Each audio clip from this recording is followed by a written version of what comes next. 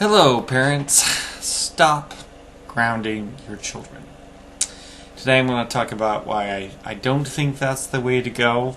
I'm going to give you some ideas, and hopefully from the ideas and the problems I'm going to point out with grounding, hopefully you can find something to plus your parenting with here today. My next video will likely be on how to ground your children, because one of my personal mottos is there's no right or wrong way to parent, only what does and doesn't work with particular children. So, even though I'm going to point out some problems with it, there are no set hard and fast rules. That's probably my number one problem with parenting, is when parents think that they're doing it the right way, and that's when I see some of the worst cases of abuse that I've seen.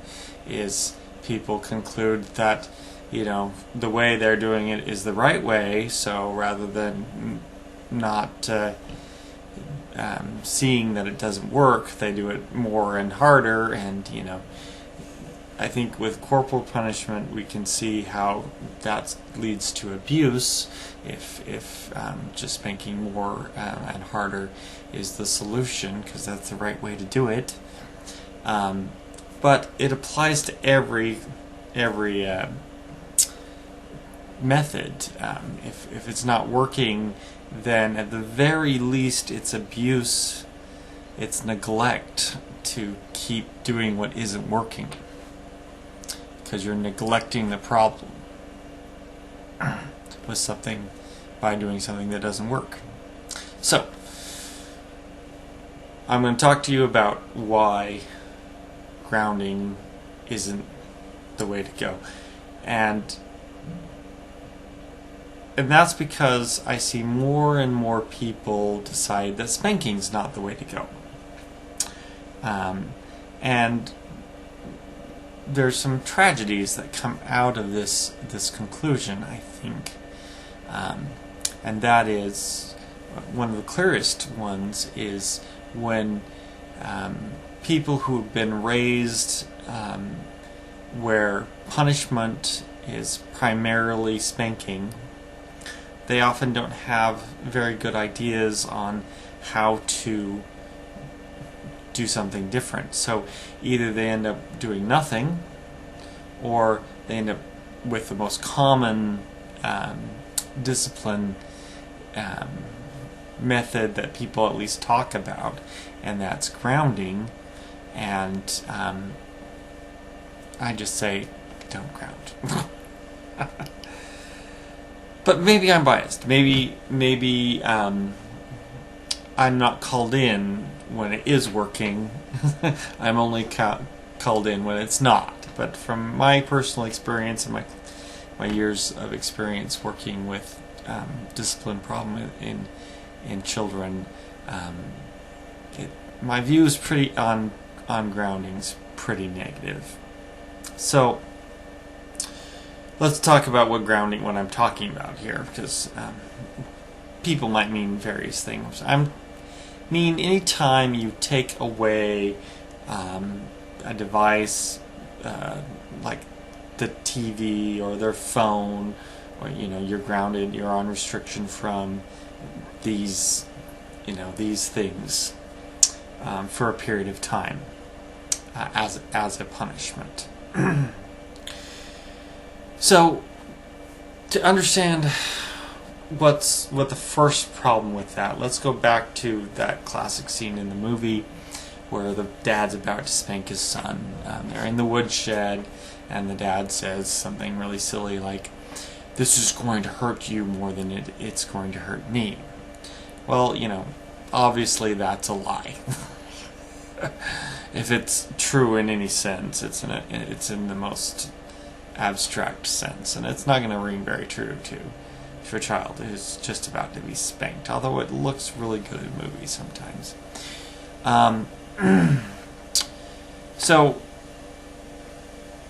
And over time, and if you, as a parent, if your parenting involves a lot of lies like that, you're really going to lose the respect of the child.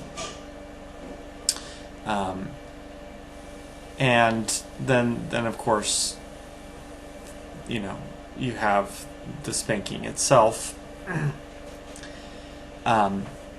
Is clearly more painful, and that's one of the good things about spanking is any time you punish yourself as the parent more than your child, you're going to have trouble being consistent. And as important as discipline is, if you're going to discipline very inconsistently, then you're actually better off probably going with a permissive style of parenting. Now, I encourage you to try to find a system of discipline you can be consistent at, because it appropriate levels of discipline really helps the child feel less anxious. They know what their boundaries are, and that gives them quite a bit of security. It builds confidence in you, that what you say has meaning. It builds respect. It builds confidence that they will be protected against their siblings. It builds confidence in the rules and laws of society. So consistent discipline is far better, in my opinion, for most people than permissive parenting, but inconsistent discipline can really be worse. So that's how does this work out? Your child does something bad and you get mad and you go, "You're grounded forever," or "You're grounded till you're 18," or "You're grounded for 2 weeks." Generally this doesn't happen. You've said it, but and your child has probably already figured out that that's not going to stick. You're going to at some point give in and end your own punishment, because what you've done is you now given that child nothing better to do but to harass you to get out of that punishment. And even if they're not actively harassing you, you've removed any kind of break you can get as a parent. And you might think, well, for some parents this works out fairly good for a little while. You have a great time. Your child is paying you attention rather than going off, whatever. But eventually you're going to need to get something done. You're going to need to do the dishes. You're going to have to run errands, whatever. And that time they spend in front of the TV, that you can get something done, or out with their friends. That can be very important to you to function as an adult. So you've set up the situation where you're being punished. Well, why are you being punished? Were you bad? Let's go back to why the father in the woodshed said that. I think the reason anybody took seriously the idea that it hurts the parent more than the child is some kind of ethic so that puts the brake on discipline, so that you don't go overboard with your discipline. If you're being punished too, then you're not going to go overboard with it. There's a solution to that problem, and destroying your child's respect, that when you give them a consequence it's going to be followed through, isn't the solution to that. And I'm not telling you have to be absolutely dogmatic and never flexible with your punishments. If you realize you were too angry, if you realize if more facts about the situation comes in over the next few days sometimes as witnesses come forward, go ahead, change your mind on what's going on and be flexible. But if you're caving to the harassment or temptation to stop punishing your child, then don't. You've got to stick to your guns if it's a matter of caving. And really try to be honest with yourself that that's what it is, because oftentimes you can justify your desire to cave. Well, really, I was too harsh, or I was mad at the time. If you're significantly tempted to give in, my suggestion is don't. You just do better next time if you made a mistake. So that's the first problem with the grounding. It can lead to inconsistent discipline, which is very detrimental to your child's respect for you. And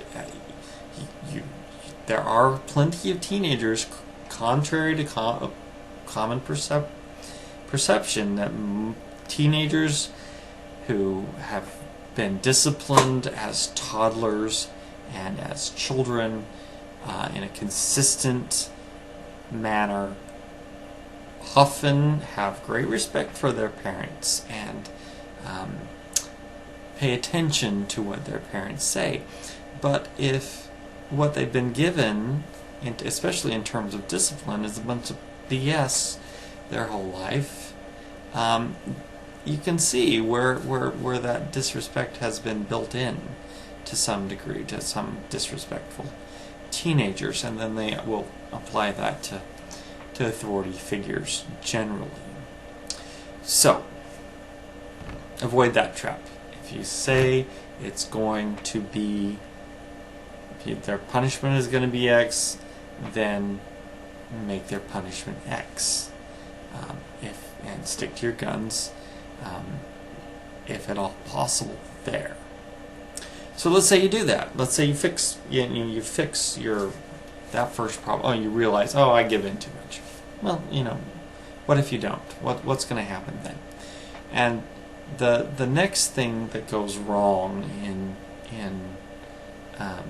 grounding is it was really brought home to me in some of my experience. I would go in and be visiting with a child on a weekly basis, and they did something last week, and I'm coming in and finding out that a couple 3 to 5 days ago they did something, and the parent tells me about it before I see the child, so I know all about it. And I go in and I visit with this 5-year-old, and I ask him, why he's being punished, and he honestly doesn't know. And because he's 5, I believe him. Now I can remind him, he'll remember, oh yeah, that's why. But it's not on his mind or her mind, and they're not learning anything anymore about the event. For 2-3 days, just an eternity for a 5-year-old. Just an eternity. If you think they are remembering and have in mind what happened 2 or 3 days ago, you're just not right.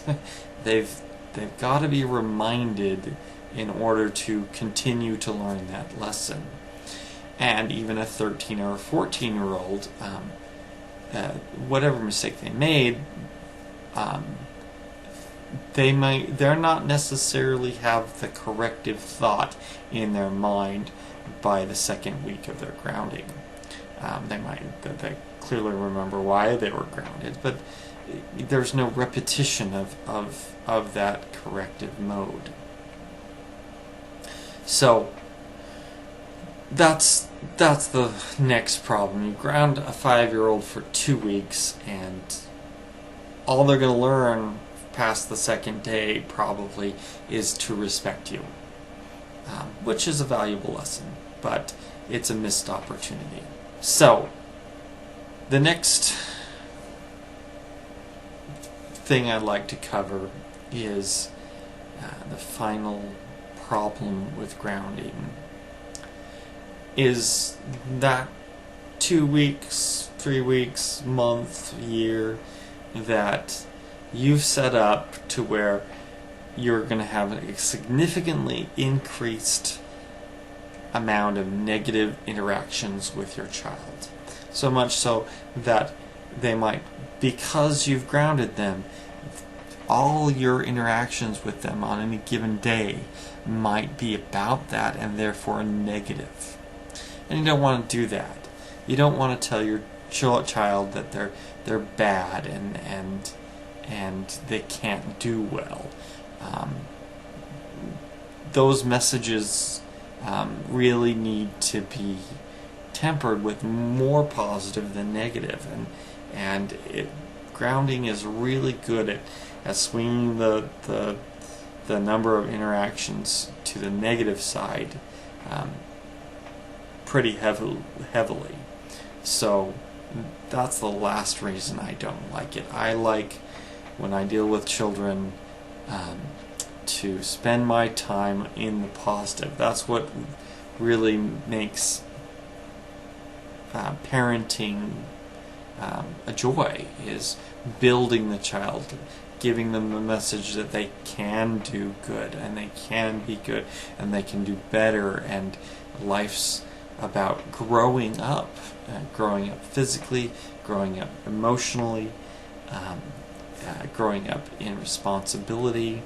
All those things you want to spend your time as a parent building, not tearing down your child.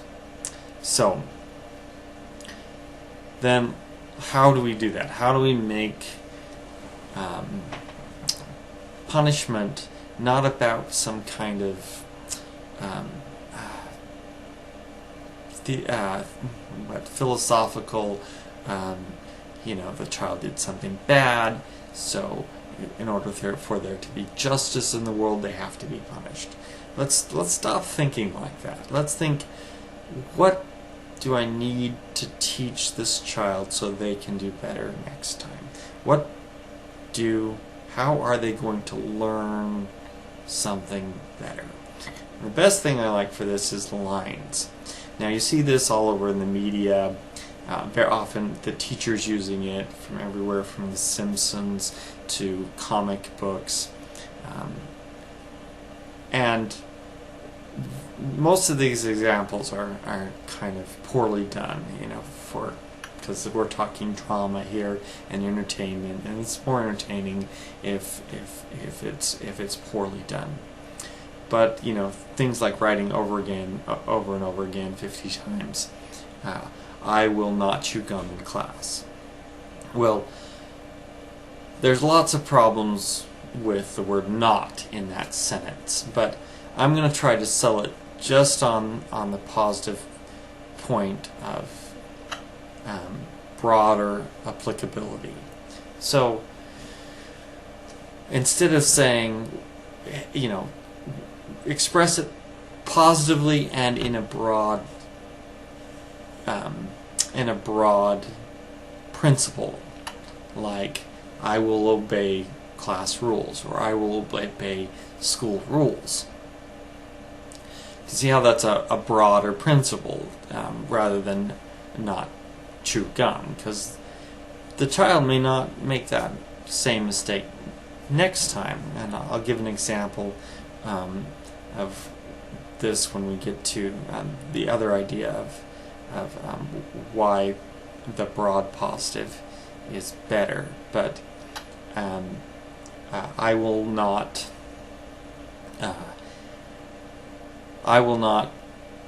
hit my sister or my brother. Instead, I will keep my hands off my siblings, because the next time they might stomp on their toe or pull their hair. You want the lesson to be broadly applicable. Alright, so that's what you do. For 2 weeks, before you do anything else, you've got to do, before you get any privileges, you've got to do lines. Now, I say I'm for short lines. You want to think of in terms of the battle you're going to have to get these lines done. Do you want a long battle or a short battle? I want a short battle. If I want the lesson to stick, I'll add weeks. I'll, add time. That repetition is better than the drudgery of it. And once again, think about, the balance of positive and negative. If they spend all evening writing 5,000 lines, then you've just taken the majority of the day and made that a negative interaction with your child. So, I like a couple lines, 3, 4, 5 lines at most, and they go, "Hey, mommy, can I go play?" I don't know. Can you go play? You have lines to do. Are they done? Show me where your lines are done. Can you go play? See how that's a better answer, better argument than "Mommy, can I?" Well, no, you can't. You're grounded. But I want to, and you get the whining, and there's never can be that win-win situation, and it also gets you out of fighting at all. If you don't want to fight, you don't have to make them do their lines. You can go, "Oh, you don't want to do your lines? Well, don't do your lines. That's fine with me." "Oh, well then, can I watch TV?" You can watch TV if you do your lines. And you can be okay with either option. If the child doesn't want to watch TV enough to do it their lines, you might you've set up these rules. The rules apply. The deal holds. You get respect because your word is law. But you don't have to fight if you don't want to, and you don't have to make all your day a fight with your child, because that's what we want to avoid. Second idea I'd like to talk to you about is extra chores. Already mentioned that, but once again, make it short. Don't have them clean the garage. Just like chop up the bathroom. Make them clean the sink one day, the toilet the next, the tub the next, the shower walls the next. Little short chores. But if you do that, remind them the lesson. This is your extra chore, so that you will learn to respect other people's property. And this is the example I was going to use to help show you why that broad positive statement is so good. Because maybe they climbed over the fence into a neighbor's yard without permission. But they might not ever do that again. It didn't work out for them. It wasn't much fun. The neighbor came out and yelled at them. They already know not to do that again, just from having the experience. But it is a serious thing, and you want to address it, and you want to teach them something, so that the next time, their friends want to put fireworks in a neighbor's mailbox, to use an example from a movie. They should remember that that's not respecting other people's property, and they'll know that if they get caught, you are going to consequence them for that behavior. And are they going to want months and months of an extra chore over this? That gives them the opportunity to apply that. But children really do compartmentalize. If you let them, they'll go, "Oh well, that's not. I wasn't in their backyard." So make the lesson broadly applicable if at all possible. So hopefully you can take what I say and look at your parenting and is what I'm saying applying? Is what you're doing working or not? Hopefully that will allow you to think about what I'm saying and plus your parenting wherever you might be with it.